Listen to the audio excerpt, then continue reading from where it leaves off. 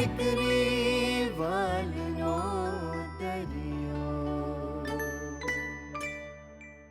અરે કોઈ માણસ મહેનત કરીને કમાવા માંગે છે, એમાં પણ એમને એમનો ઈગો નડે છે। Just shut up. શેનો ઈગો? જોએ ઈગોની વાત કરીને મને સંભળાવ નહીં, સમજો ને? ચાલ હવે ચૂપચાપ જમી લે। પદ્મા ઊભી છે શું? પીરસ અને જમવાનું પીરસ। મારે નથી જમવું। અને શું કામ જમવું? તમારે મન તો હું, મારો પ્રેમ બધું ટાઈમપાસ જ છે ને। લગ્ન થવા જ નહોતા દેવા તો સગાઈનું આ નાટક કરવાની શું જરૂર હતી? સગાઈ નક્કી કરતા પહેલા મોહનભાઈ સાથે મારે ચોખ્ખી વાત થઈ હતી કે સગાઈ સાદાઈથી કરશું અને લગ્ન ધામધૂમથી। પછી મારે એ વાતની રજૂઆત તો કરવી પડે કે નહીં? રજૂઆત કરવામાં ફરક હોય પપ્પા। ત્યારની પરિસ્થિતિ અલગ હતી અને અત્યારની અલગ છે। અરે છોકરા, યોગ્ય સમયે યોગ્ય હથોડો મારે ને એને જ સાચો બિઝનેસમેન કહેવાય। મેં હથોડો માર્યો અને કિંજલ ધામધૂમથી લગ્ન કરવાની મારી શરતને માની ગઈ।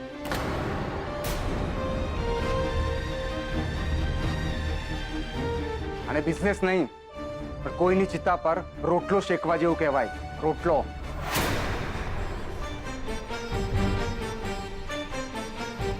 અરે રૂપેશ, રૂપેશ, શું કર્યું તમે?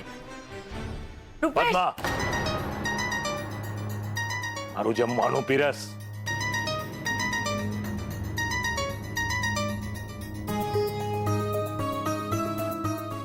રોટલો। કિંજલને કહેવું પડશે કે લગ્નના જમણવારમાં બાજરાનો રોટલો તો હોવો જ જોઈએ। બહુ મજા આવશે।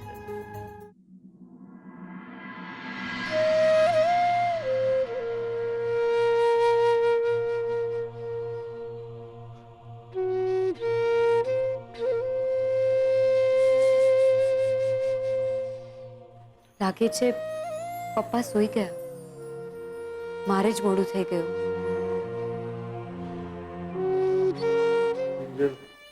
હા, તમે જાગો છો? હા હા, બેસીશ નહીં તો તમને માલિશ કેવી રીતે કરીશ? તેલ નહીં, તુકા માસુકભાઈ વાત તું શું? માસુક અંકલે દુકાનમાં જઈને શું વાત કરી એમ? અરે કઈ નહીં, મને ત્યાં જઈને કે કિંજલ તારા હાથની મસ્ત ગરમા ગરમ ચા પીવડાવ ને ઘરમાં ભલે ને બધાનો જીવ ઊંચો નીચો થતો, આપણે મળીને બધાની મશ્કરી કરીએ ને પપ્પા મને તો ખબર જ નહોતી કે માસુક અંકલનું આવું પણ એક રૂપ હશે। તું સાચું? હા પપ્પા, સાચું બોલું છું। ખોટું નહીં ને? ના પપ્પા, જ્યારે માસુક અંકલે એવી કોઈ વાત જ નથી કરી તો હું ખોટું શું કામ બોલું? ઉલટું એમણે તો મને એમ કહ્યું કે મારે તો હવે છે ને ખૂબ મહેનત કરવી જોઈએ, મહેનતથી દુકાન ચલાવવી જોઈએ, ખૂબ કમાવું જોઈએ ને સાચું જ તો કહે છે, ખૂબ કમાશું ને પછી તેજલના લગ્ન ધામધૂમથી કરીશું। આમ તું રૂપેશ તેજલ લગન સાદાઈથી? એની કોઈ જરૂર નથી પપ્પા, ત્યારે તો 2 લગ્નનો ખર્ચો હતો ને। થયું ને, બહુ થયું, હવે નહીં। તમે ચિંતા ના કરો। હા, ઊંઘ નથી આવતી ને? હમણાં આવી જશે। પગ દુખે છે ને તો પછી ચલો હવે કંઈ પણ બોલ્યા વગર આંખ બંધ કરીને સૂઈ જાઓ। મારું નહીં માનો, પગ મૂકો। અરે મૂકો ને, મારે માલિશ કરવું છે, મૂકો।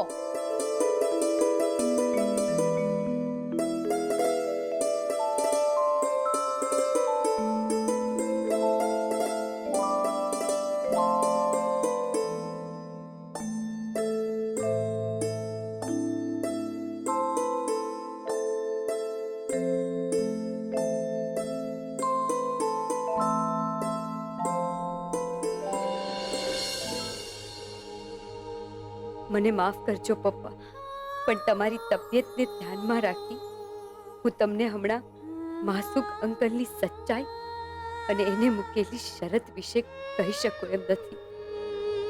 પણ બસ એકવાર તમે ઠીક થઈ જાઓ પછી તો બધી વાત માંડીને કહેવી છે.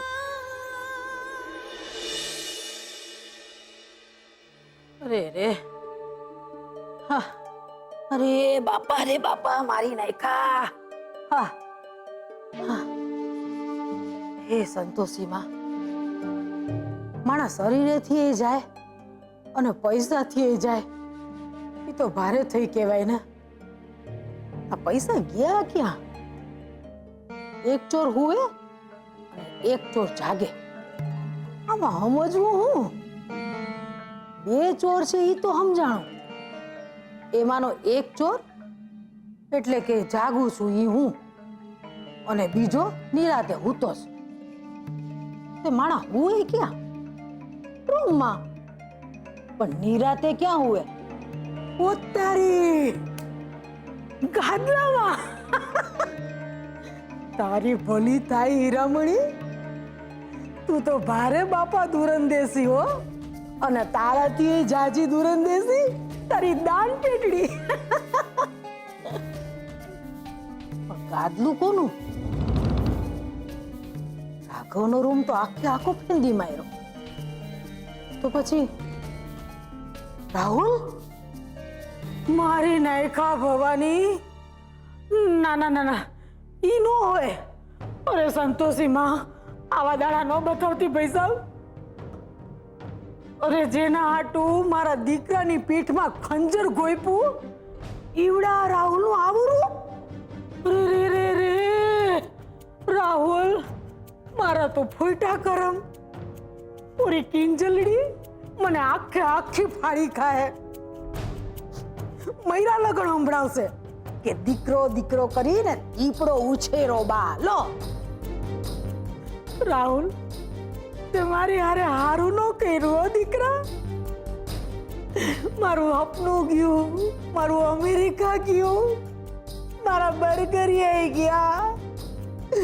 My name is Anthony go.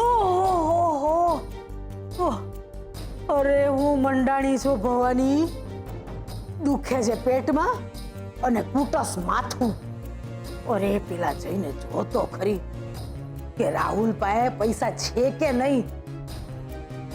એ વાત સાચી. હાલ ભવાની, માં સંતોષી, આ કેળ ને ટાંટ્યો તો ભાંગા. હવે મારું મન ભાંગે નહીં તો હારું. મારી લાજ રાખજે માં. એ મારી માં. ઓ આહ આહ. રાહુલ, બેટા રાહુલ, રૂમમાં નથી. હાલ ભવાની, ગાદલા ગોદડા ચાદરું ખેંચી માર અને કરી લે સતના પારખા. હે સંતોષીમાં, મારી લાજ રાખજે હો. ઓલી હીરામણીને ખોટી પાડજે અને મારા રાહુલને નિર્દોષ ઠેરવજે. હાલ ભવાની, સારું થઈ જા ભવાની.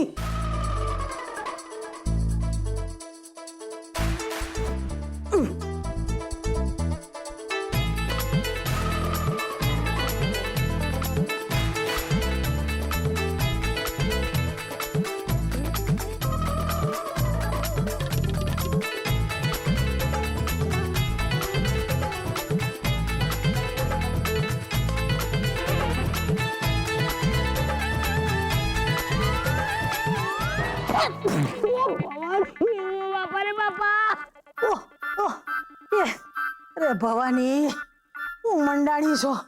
અરે બાપા, એક તો ટાંટ્યો ને કેળા મે ગયેલા છે. ઓ પરખા બાકી રહી જતા હતા. હાસ સાબિત થઈ ગયો. મારો છોકરો નિર્દોષ સાબિત થઈ ગયો. મારા કાનુડાએ પૈસા નથી લીધા.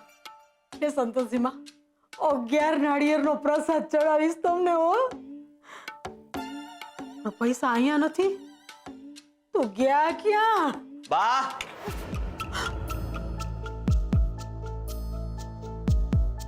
વાહ, શું હાલ કર્યો છે મારી રૂમનો? મેં નથી કર્યો બેટા. મારી પાસે કરાવવામાં આવ્યું છે. સંતોષીમાં મને સપનામાં આવ્યા હતા.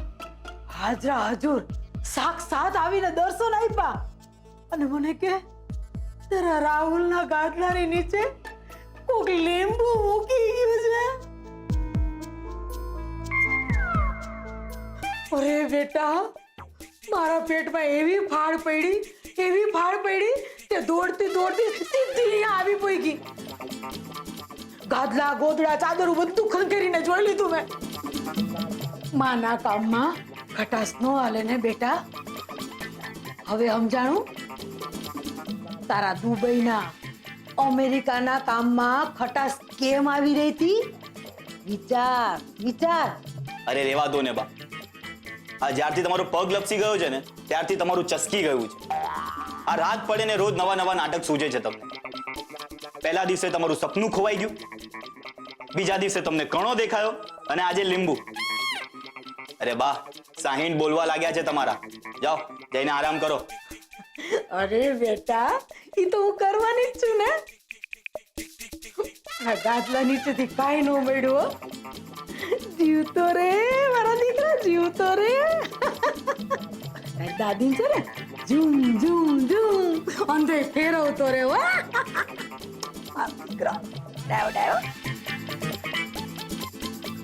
એવા ગાંડા કાઢે છે, તમને તો ઘરમાં બહાર કાઢવા જેવા નથી. શું કીધું? કાઈ નહીં બા, હું મારી જાત સાથે વાત કરતો હતો. તો ઠીક.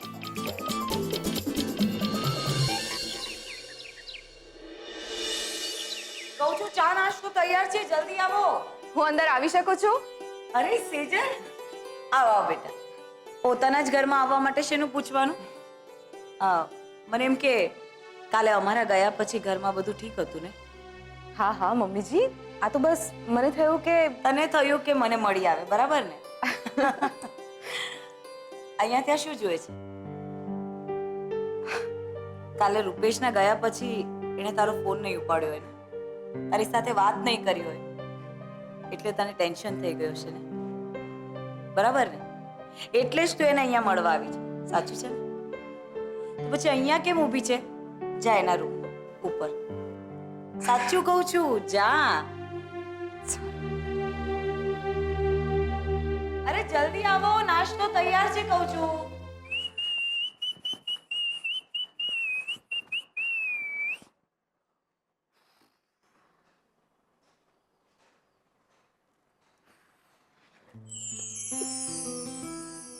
ત્યાં તું સપનું તો નથી જોઈ રહ્યો? તું અને મારા રૂમમાં?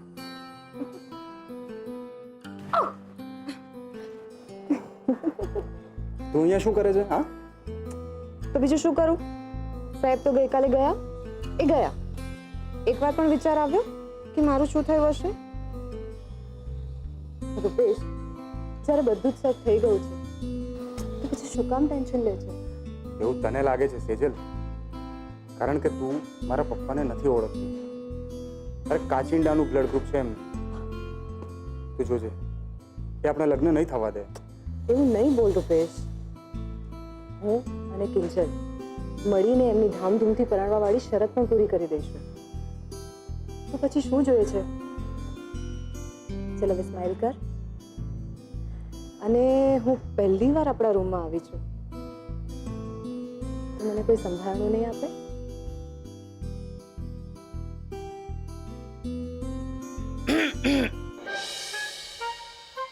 દરવાજો ખુલ્લો છે અને હજુ તમારા લોકોના લગ્ન પણ નથી થયા. મને લાગે છે તે રૂપેશને બરાબર મળી લીધું છે. તો જરા તારા પપ્પાજીને પણ મળી લેજે, એ નીચે તારી રાહ જોઈ રહ્યા છે. હા, હું એમને જ મળવા માટે આવી હતી. એમ? તું પણ ચાલ. આજે નાસ્તામાં તારા ન ભાવતા મગ બનાવ્યા છે. મને લાગે છે આજે તો તને ભાવશે કેમ? ચાલ બેટા, આપણે જઈએ.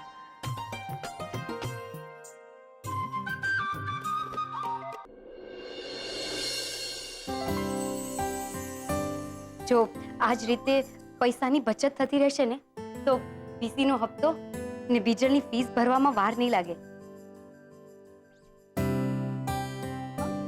તથાસ્તુ.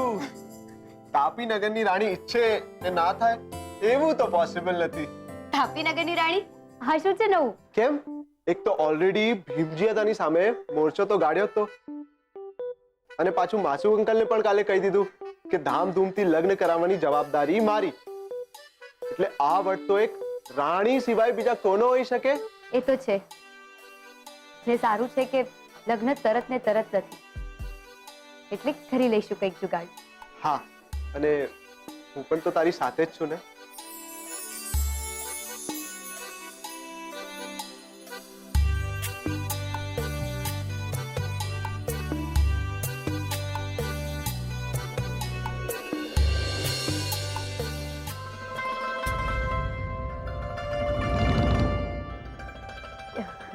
હું જાણું છું ઉત્કર્ષ, ને તું પણ તો જાણે છે ને કે હું હંમેશા ખુદ પ્રયત્ન કરવામાં માનું છું, ને જરૂર પડે રાહુલના કેસમાં મદદ માંગી જ છે ને. અરે હા, હું તો તને કહેવાનું જ ભૂલી ગયો કે રાહુલના બધા ડોક્યુમેન્ટ્સ ફેક છે, અને મેં નેટ પર પણ શોધ્યું, એનું નામ ક્યાંય જ નથી. ને મેં મારા એન્જિનિયરિંગ વાળા દોસ્તારને બી પૂછ્યું. તો પછી કરી દેવું છે હલ્લા બોલ. હા રાણી સાહિબા, સંયમ, જરા સંયમ રાખો. મેં મારા કેટલા ફ્રેન્ડ્સને રાહુલનો ફોટો મોકલાવી દીધો છે, એટલે એ લોકો એની ત્યાં પૂરતી તપાસ કરી મને બધી ડિટેલ્સ અને વિડીયો ક્લિપ પણ મોકલાવશે. પછી તો તું જેમ કહે એમ હલ્લા બોલ. યસ. અરે સુખી રહો બેટા, સુખી રહો. સવારમાં આજે લક્ષ્મીએ દર્શન આપ્યા છે તો મારી પણ ફરજ છે લક્ષ્મીને વધાવવા જોઈએ. એક મિનિટ હા બેટા.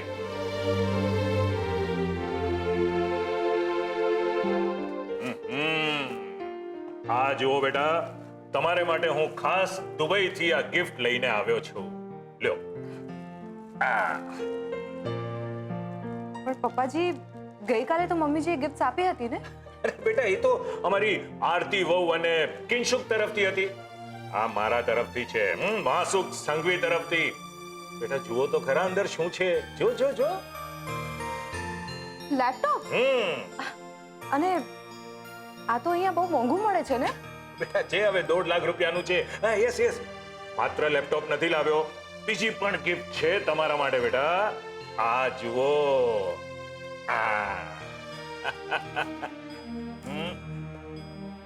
પ્યોર ગોલ્ડ 24 કેરેટ નું છે આખો સેટ. અને આ એક ડબ્બી નાનકડી છે પણ બેટા એની કિંમત બહુ છે, 2.5 લાખ રૂપિયા. જોઈ લે બેટા દૂરથી. આ પણ તારા માટે. ગમી? હા પપ્પાજી, ગમી તો ખરી, પણ આ બધું કેટલું મોંઘું છે. અરે બેટા, તો હું ક્યાં કોઈ પાડોશીને આપી રહ્યો છું? હા, તું એમ સમજી લે કે તારા સીએ થયા પહેલા જ સીએ થયાનું ઇનામ. થેન્ક યુ પપ્પાજી. અરે કમ ઓન બેટા, એમાં મને થેન્ક યુ ન કહેવાનું હોય. પછી મને એ તો કે આ સીએ પછીનો શું પ્લાન છે? અત્યારે 2-4 જગ્યાએ જોબ માટે અપ્લાય તો કર્યું છે, જોઈએ. તો પછી તું સંઘવી કન્સ્ટ્રક્શન જોઈન કેમ નથી કરતી?